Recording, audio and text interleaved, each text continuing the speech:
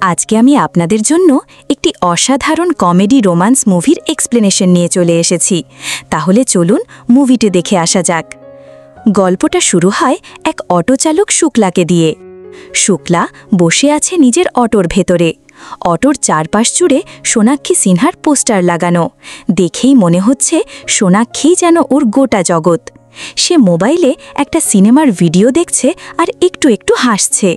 এই সময় এক অচেনা লোক এসে অটোতে বসে বলে, ভাই, আমাকে সিওনে নিয়ে চলো। শুক্লা প্রথমে যেতে চায় না। সে বলে, ভাই, ওদিক থেকে ফেরার সময় তো কেউ ওঠে না। কিন্তু লোকটা বলে ফেরার ভাড়া আলাদা করে দিয়ে দেবে।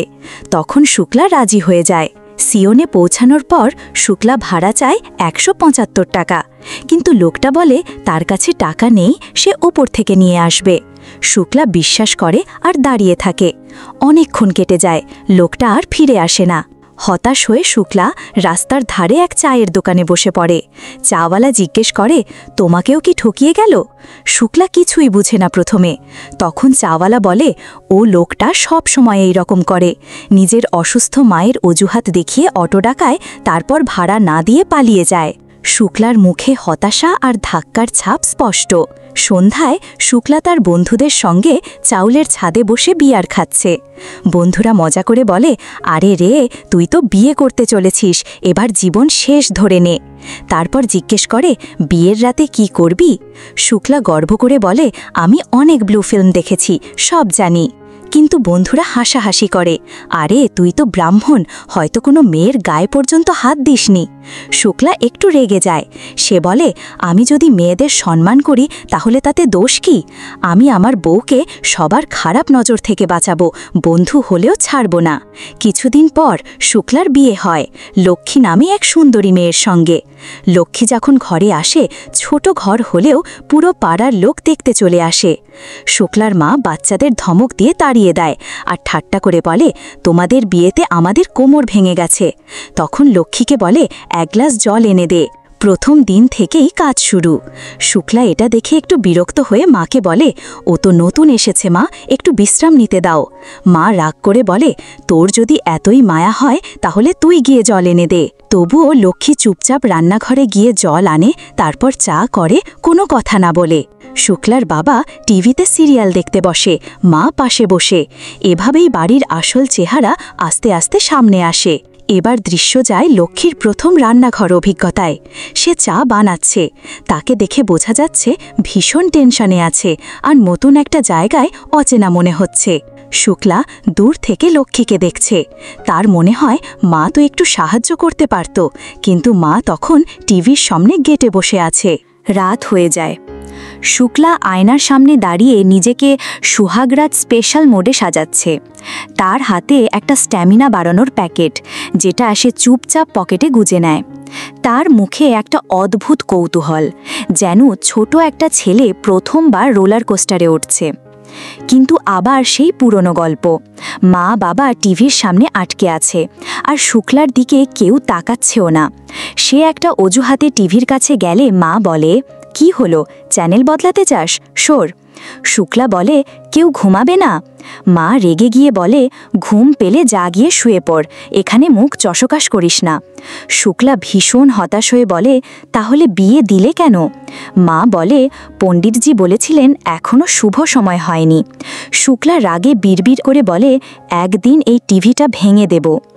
কিছুদিন পর সেই শুভ সময় এসে যায়। শুক্লা আর লক্ষ্মী এখন এক বিছানায় শুয়ে আছে।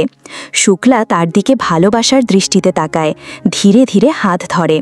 তার মুখে মায়া, ভালোবাসা আর হালকা লজ্জা। লক্ষ্মীও তাকিয়ে আছে, ভীতু কিন্তু সম্মতি জানানো চোখে। শুক্লা ধীরে হাত বাড়ায়। তার হাত গিয়ে লাগে লক্ষ্মীর পেটে। কিন্তু যখন হাতটা একটু ওপরে তুলতে যায়, লক্ষ্মী হঠাৎ জোরে চিৎকার করে ওঠে। চিৎকার শুনে পুরো বাড়ি জেগে যায়। মা ছুটে এসে জিজ্ঞাসা করে, কি হয়েছে? লক্ষ্মী ভয় পেয়ে শুধু বলে, কিছু না। কিন্তু শুক্লার মা সন্দেহ করে তাকায়। সে শুক্লার দিকে এমন ভাবে তাকায় যেন বলছে, তুই কি করলি? তারপর মা বলে, আজ থেকে লক্ষ্মী আমার সঙ্গে শোবে আর তুই তোর বাবার সঙ্গে। শুক্লা শুধু চুপচাপ দাঁড়িয়ে সব দেখে। মনে হয় যেন এসবের তার কোনো দামই নেই। পরদিনও একই চিত্র। মা বাবা আবার টিভির সামনে বসে, আর শুক্লা দূর থেকে লক্ষ্মীর দিকে তাকিয়ে চায়ে চুমুক দেয়। লক্ষ্মী এখনও একটু অস্বস্তিতে, মুখটা অদ্ভুত রকমের থমথমে। তারপর দরজায় কারোর কড়া নড়ল। কয়েকবার দরজা ধাক্কানো হলেও মা বাবা শুনতেই পেল না, কারণ তারা তখনও টিভি দেখায় একেবারে ডুবে। রাগে শুক্লা নিজেই উঠে গিয়ে দরজা খুলে দিল। বাইরে দাঁড়িয়ে ওর বোন রূপা, চোখে জল, মুখে গুমগুমে রাগ। ভেতরে ঢুকতেই হাউমাউ করে কেনে উঠল, কিন্তু শুক্লার চোখে একটাও জল নেই। সে অবাক হয়ে ওর দিকে তাকিয়ে থাকল। রূপা বলে, ভাই, যেই বাড়িতে আমাকে পাঠিয়েছিলি একবার গিয়েই দেখেছিলি সেটা কেমন? তারপর কাঁদতে কাঁদতে শুরু করলো স্বামী সুনীলের নামে অভিযোগ। ভাই, ও তো একেবারে ওর মায়ের পায়ের দাস, আমি যা বলি একটাও কানে তোলে না। শুক্লা আস্তে করে জিজ্ঞাসা করল, ঠিক কি হয়েছে রে? রূপা বলল, আমার শাশুড়ি দিন রাত গালমন্দ করে, বারবার বলে এই এতদিনেও নাকি আমার থেকে একটা বাচ্চাও হয়নি, আর এবার তো সুনীল আমাকে চড়ও মেরেছে। শুক্লা একটু আবেগে ভেসে গিয়ে বোনকে বোঝানোর চেষ্টা করল, রূপা, মেয়ে হয়ে আসল জায়গা তো শ্বশুর বাড়ি রে। কিন্তু তখনই ওদের মা রেগে গিয়ে বলে উঠলেন, না, আর ফিরবে না সে ওই নরকে। চিৎকার করে বললেন, আমি কোনো ছোট জাত নই, আমি ব্রাহ্মণ, আমরা এমন অত্যাচার সহ্য করব না। সুনীল যদি আলাদা বাড়িতে না নেয় তাহলে আমার মেয়ে আর ওখানে পা রাখবে না। শুক্লা কিছু বলল না, মুখে শুধু হালকা হ্যাঁ বলল। লক্ষ্মী চুপচাপ দাঁড়িয়ে সব দেখছিল।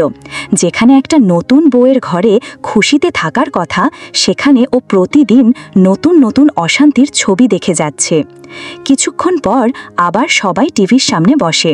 মা, বাবা, রূপা, এমনকি লক্ষ্মীকেও বসতে হয়, চুপচাপ বাধ্য হয়ে। এই ফাঁকে রূপা লক্ষ্মীকে বলে, মাথাটা খুব ধরেছে, একটা কাপ চা বানিয়ে দাও। কিন্তু খেয়াল করো, সে লক্ষ্মীকে একবারও ভাবি বলে ডাকে না। লক্ষ্মী কিছু না বলে চুপচাপ রান্নাঘরে চলে যায়। ওদিকে শুক্লা বাইরে যাওয়ার জন্য তৈরি হচ্ছিল। ঘরের এই গুমোট পরিবেশ দেখে ওর মনটাও ভার হয়ে আসে। বেরোনোর সময় একবার উপরে তাকায়। লক্ষ্মী সেখানেই দাঁড়িয়ে, চোখে শুধু তাকিয়ে আছে ওর দিকে। তাদের চোখের ভাষায় অনেক না বলা কথা ভেসে বেড়ায়। চোখে চোখ রেখে শুক্লা ঘর থেকে চুপচাপ বেরিয়ে যায়। এবার সে চলে যায় নিজের অটোর মালিকের কাছে চাবি আনতে, কারণ এখনও ছুটি চলছে। মালিক হেসে বলে, আরে শুক্লা, সোনাক্ষীর ছবিটা এবার নামিয়ে ফেলো, বউ এসে গেছে তো, ও যদি রাগ করে। শুক্লা কিছু না বলে হালকা হাসে, তারপর চুপচাপ বেরিয়ে পড়ে। প্রতিদিনের অটো চালানো আর হইচইয়ের ভিড়ে অনেক মানুষ ওঠে নামে শুক্লার অটোতে। সবাই নিজের নিজের সমস্যায় তোবে, কিন্তু শুক্লা খুব ঠান্ডা স্বভাবের, কখনো কারো কথায় ঢোকা না, শুধু চুপচাপ গাড়ি চালিয়ে যায়। সন্ধে হলে ক্লান্ত হয়ে যায়, তখন গিয়ে বসে সমুদ্রের ধারে। ওখানে গিয়ে সে একটু শান্তি খোঁজে। ঘরের ভেতরে তখন শুক্লার মা রূপার মাথায় তেল দিচ্ছে, আর বাবা সোফায় হেলান দিয়ে বিশ্রাম নিচ্ছেন। সারা দিন টিভি দেখে যে বড্ড জানত। ঠিক তখনই ফোনটা বেজে ওঠে। সবাই বুঝে যায় এই ফোনটা লক্ষ্মীর জন্য। লক্ষ্মী একটু ভয়ে কাঁপে, ধরবে কি ধরবে না বুঝতে পারে না। অবশেষে সাহস করে ফোন ধরে। স্ক্রিনে শুধু ফোনে কথা বলার দৃশ্যটাই দেখা যায়। লক্ষ্মীর মুখে একটু লজ্জা, একটু মুচকি হাসি, আর মৃদু হ্যাঁ এর উত্তর। ওপাশ থেকে শুক্লা একটানা বলে যাচ্ছে, যেন বুকের ভেতর জমে থাকা কথাগুলো ঝেড়ে ফেলে দিচ্ছে। ওর মা একটু দূরে দাঁড়িয়ে সব দেখছে। লক্ষ্মীকে খুশি দেখে ওর মন পুড়ছে। ফোনে শুক্লা বলে, সেই রাতে যা হয়েছিল প্লিজ আমাকে মাফ করে দিও। আমি জানতাম না কিভাবে কারো গায়ে প্রথমবার হাত দিতে হয়। মন থেকে দুঃখ প্রকাশ করে শুক্লা। লক্ষ্মী শুধু চুপ করে হাসে। ঠিক তখন ওর মা পিছন থেকে এসে ফোনটা কেড়ে নেয়। সোজা শুক্লাকে বলে, বাড়ি ফেরার সময় কিছু বাজার করে নিও এসো। শুক্লা ভীষণ ঘাবড়ে যায়, বলল, হ্যাঁ আমি আসছিলামই। মা বাবা ফোন কেটে দিয়ে বলে, দেখো দেখি আমাদের ছেলে পুরো প্রেমে হাবুডুবু খাচ্ছে। কিন্তু সেই ছোট্ট ফোনে শুক্লার মুখে একটা শান্তির ছাপ। এবার সে আবার অটো ধরে বাড়ির পথে রওনা দেয়, আর সারা পথ শুধু লক্ষ্মীর কথাই ভাবতে থাকে। এখন রাত, পুরো ঘরটা ঘুমে ঢেকেছে, কিন্তু বাতাসে যেন এক অদ্ভুত নিস্তব্ধতা। শুক্লা আর ওর মা বাবার মাঝে একটা সুটকেস রাখা, একটা দেয়ালের মতো যেন। শুক্লা পাশ ফিরে ধীরে ধীরে লক্ষ্মীর দিকে তাকায়, ওকে একটু আলতো করে ডাকতে চায়। লক্ষ্মীও তাকিয়ে থাকে ওর দিকে। শুক্লা ধীরে ধীরে হাত বাড়ায়। লক্ষ্মী একটু ইতস্তত করে, কিন্তু না বলে না। ঠিক তখনই রূপার চিৎকার ভেঙে দেয় সেই রাতের নীরবতা। সে জোরে কাঁদতে কাঁদতে বলে, আমি একটা খুব ভয়ঙ্কর স্বপ্ন দেখেছি। পুরো ঘর উঠে পড়ে। মা দৌড়ে এসে রূপাকে শান্ত করার চেষ্টা করে। শুক্লা আর লক্ষ্মী শুধু একে অপরের দিকে তাকিয়ে থাকে, তারপর তাকায় রূপার দিকে। শুক্লা কিছুক্ষণ সব সহ্য করে তারপর রেগে রূপাকে ধমক দিয়ে বলে, তুই কি প্রতিদিন এই নাটক করবি? রূপা রাগ করে গিয়ে শুয়ে পড়ে, আর শুক্লার সেই রাতটা আবারও অপূর্ণ থেকে যায়। সকালে শুক্লা বেরোনোর জন্য তৈরি হচ্ছিল। তখন ওর মা পাশের বাড়ির এক মহিলাকে বলেন, লক্ষ্মীর খেয়াল রেখো, আমরা 3 জন বাজারে যাচ্ছি। এই কথা শুনে শুক্লা হতবাক। ভেবেছিল আজ হয়তো একটু একান্ত সময় পাবে। ভেবে নেয় লক্ষ্মীর জন্য কিছু কিনে আনে। প্রথমে ভাবে কিছু অন্তর্বাস কিনবে, তারপর লজ্জায় মুখ লোকায়, না না, শাড়ি। শেষমেশ গিয়ে দাঁড়ায় এক প্রসাধনীর দোকানে। সেখানে থেকে কিনে নেয় কিছু চুড়ি, কাজল আর মেকআপের জিনিস।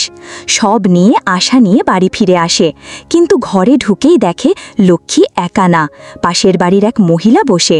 মহিলা বলে, তোমার মা বাজারে গেছে, যাওয়ার আগে বলে গেছে লক্ষ্মীর ওপর নজর রেখো, যেন চোখের আড়াল না হয়। কপিরাইট সমস্যার কারণে পরের অংশটা কেটে গেছে। আমি খুব শীঘ্রই সেটা আবার আপলোড দিব। ভিডিওটি ভালো লাগলে চ্যানেলটিকে লাইক আর সাবস্ক্রাইব করে দিও, আর কমেন্টে জানাতে ভুলো না তুমি কোন ধরনের মুভি রিভিউ চাও।